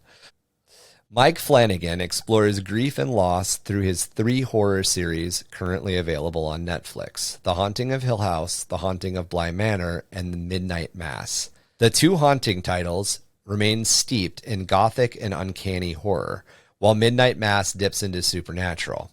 While grief and loss aren't the only themes Flanagan plays with, their framing makes the show incredibly excellent. You guys really, really should check those out if you haven't. Romero, in his film Night of the Living Dead, is most known for starting the zombie apocalypse subgenre, but there is a much deeper meaning in the film. After suffering a night of horror and hardship, our final survivor, a black man, rushes out to the safety of police officers who are there to rescue the survivors from the traumatic event, only to have one of the police officers pull out his service weapon and shoot the dude in the face. This was a very clear commentary on police brutality of the 1960s. Even the slasher movie genre and the sexploitation films of the 1970s to 1990s have deeper messages. While they overall are just fun films, they often circle around themes of lost or ignored responsibility. As an example, Jason dies of drowning, while kids that are supposed to be watching him are having sex. Jason comes back to kill kids who are having sex. All the kids in Dale and Tucker vs. Evil meet their violent ends as they overreact and forget that communicating effectively is a great tool for avoiding problems. So now that we've talked about movies, let's dip into the literature angle. The use of existential fear is why Anne Rice's vampires still feel very scary. Rice mixes our fear of death, the fear of being just prey, with an uncanny and corrupted parody of humanity. Although there still is a sexualized fantasy version of history that spits in the face of actual Victorian-era Puritanism, Rice's vampires are built to make fun of this.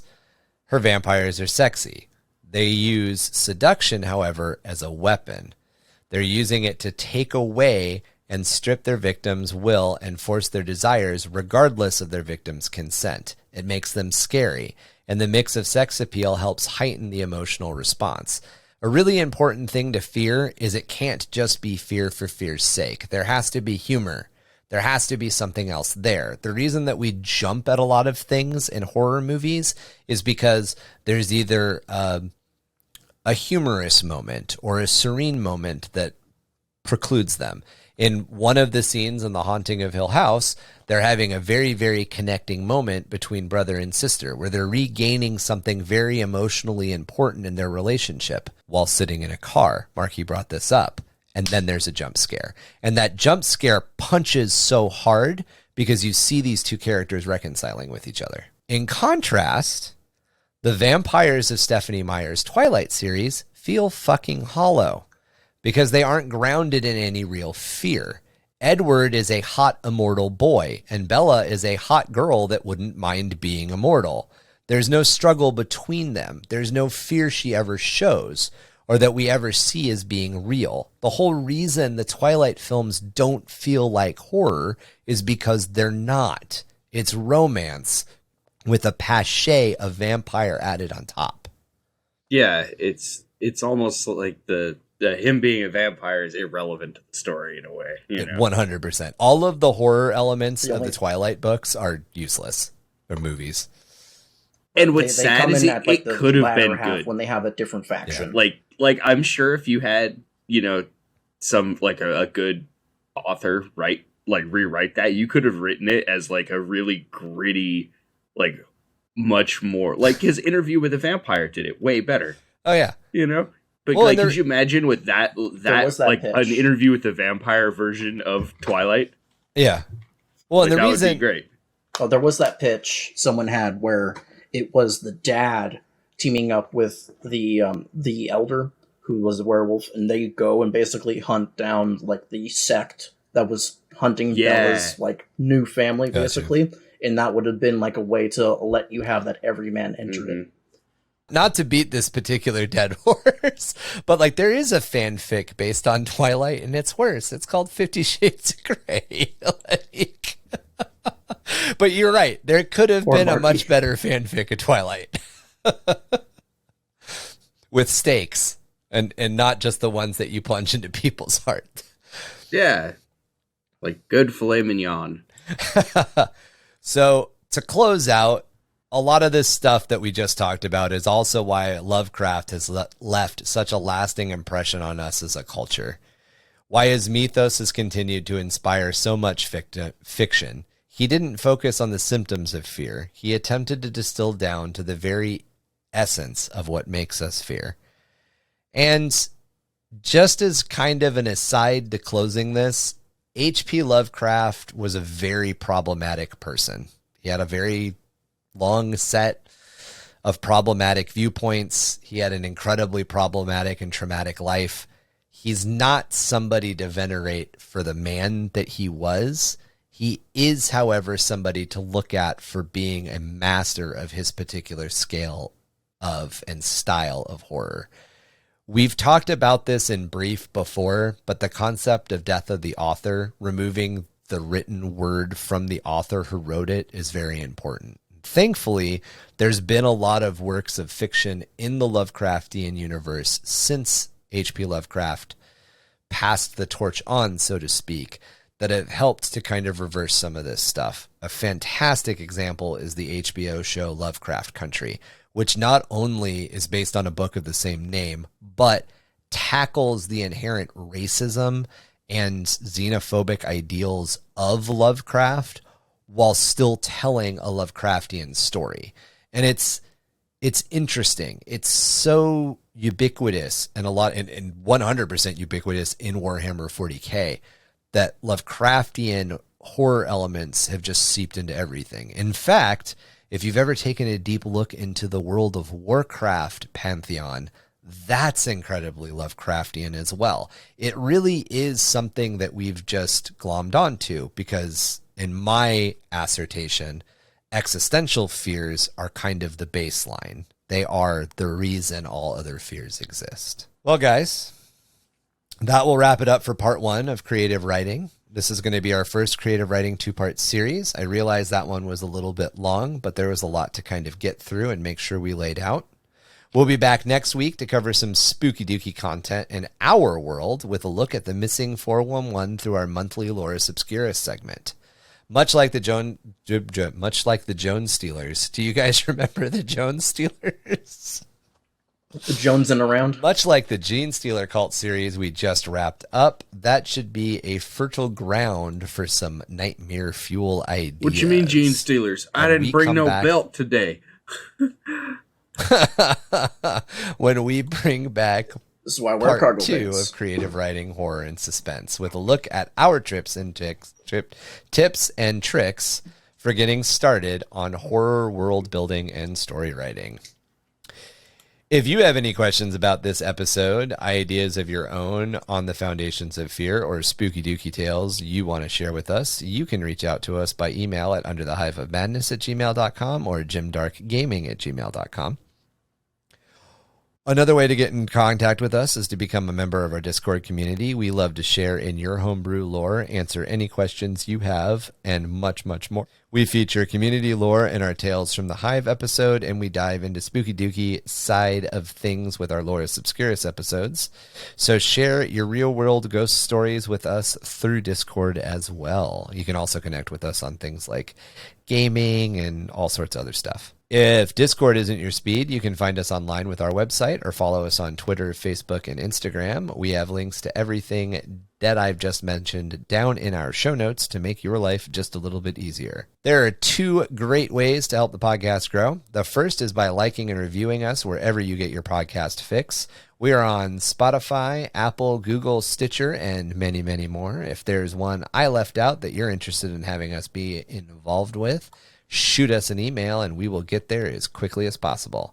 The second way to help us grow is to become a member of our Patreon, and that is over at www.patreon.com/underthehiveofmadness.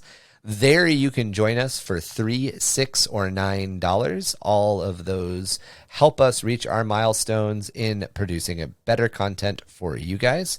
The first benefit you get at $3 is access to a video version of our podcast episode, which includes some bonus content at the beginning, as well as the next thing that you get is access to our painting contest. You don't have to join, but you probably should. It's pretty damn fun.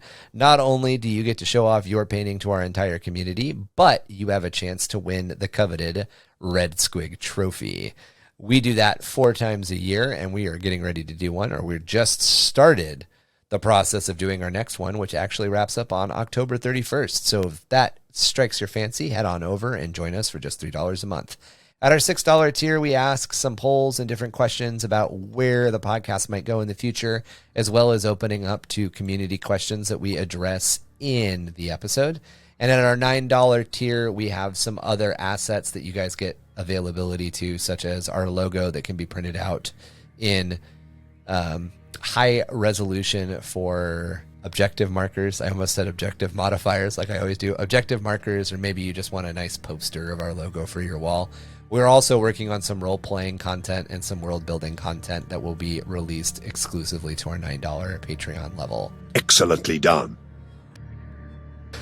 Damn, Marky.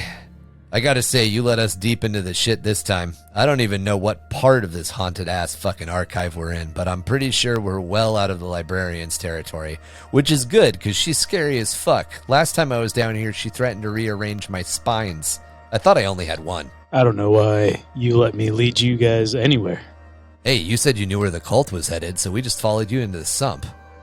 Shouldn't have listened to me. That's for damn sure. That's true. You're holding the map upside down like normal. There's a map? Yeah, it's the one Dora. Join us. She died a couple subsectors ago. This is why you let me do the maps. Oh, we're letting you do the maps now? So you can fall into a new stronghold? Kevin. So next time we let me do the maps. Kevin does find the best archaeo tech down here. That's all I have to say. Keep it tuned to Vox Free Innsmouth at 665.66 UHMR Chemrat Radio to keep appraised of all things between the spire and the sump. You can find us, same ratty attitude, same ratty Vox frequency. Remember, ladies and gentlemen, it is tradition to carry out your dead feet first out of the hab block. This is so when the rotting brains are consumed by the four-armed emperors, they won't know where you live. Excellently done. Let's go. Pretty good fucking advice, if I do say so myself. Motherfucker. Why are we all talking really gruff, like we're about to get killed by the Predator? Because we are.